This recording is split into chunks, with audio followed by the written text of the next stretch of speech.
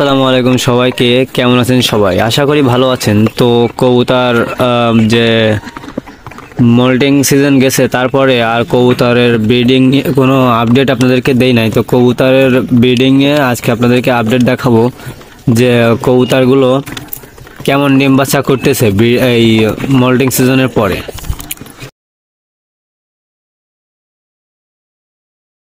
তো আলহামদুলিল্লাহ এখন আমার প্রায় সব কবুতরই ডিম বাচ্চা করতেছে। এর মধ্যেই দেখেন সোয়াচন্দন কবুতরগুলো ডিম পেড়েছে, ডিম তা দিতেছে। খুব তাড়াতাড়ি ডিমগুলো বাচ্চা ফুটবে। আর এই পাশে আপনাদেরকে দেখাই, এই খোপে এই কবুতরগুলোর বাচ্চা ফুটেছে।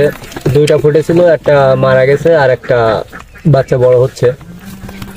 তো এই পাশে আরো আছে, যে সিরাজি কবুতরের সাথে দেশি কবুতর জোড়া দিয়েছিলাম, ওইটাও ডিম পারছে, ডিম পেড়ে বাচ্চা ফুটাইছে। দেখাই আপনাদেরকে, নিচে বাচ্চা আছে। তো আর যেগুলো এখনো ডিম বাচ্চা করে না, এগুলো ডিম পাড়ার প্রস্তুতি নিতেছে। এই মক্ষী কবুতরগুলো খুব তাড়াতাড়ি ডিম পারবে।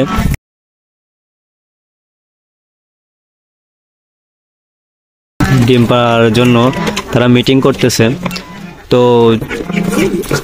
আলহামদুলিল্লাহ মোল্টিং সিজনের পরে এখন সব কবুতরগুলো ডিম বাচ্চা করার একটা প্রস্তুতি নিতেছে। দেখেন এই কবুতরগুলোও কিন্তু ডিম পাড়ার প্রস্তুতি নিতেছে।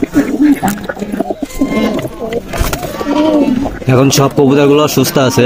আর আমি আমার কবুতর ঘর দেখেন, শীত চলে আসছে, এই কারণে এই কবুতর খোপটা সন্ধ্যা হওয়ার সাথে সাথে পুরোপুরি ঢেকে দেই, যাতে কোনো প্রকার ঠান্ডা বাতাস এর ভিতরে না ঢোকে। চারিদিক থেকে একদম সবকিছুই ঢাকা,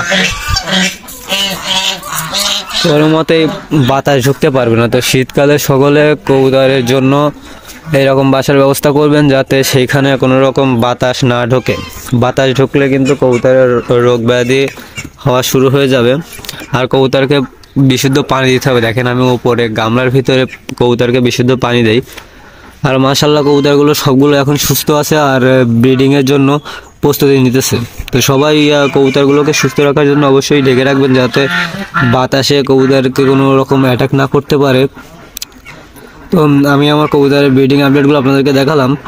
তো সবাই কবুতরের ভালোভাবে যত্ন নেবেন। সবাই ভালো থাকবেন, সুস্থ থাকবেন। আজকে ভিডিওটি পর্যন্ত। ভিডিওটি ভালো লাগলে অবশ্যই আমাদের চ্যানেলটি সাবস্ক্রাইব করে আমাদের সাথেই থাকবেন।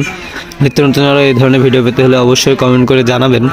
আর যদি ভিডিওটি আমাদের ফেসবুক প্রোফাইল থেকে দেখে থাকেন, তাহলে ফেসবুক প্রোফাইলটি ফলো করে দিবেন। সবাই ভালো থাকবেন, সুস্থ থাকবেন। আল্লাহ হাফেজ।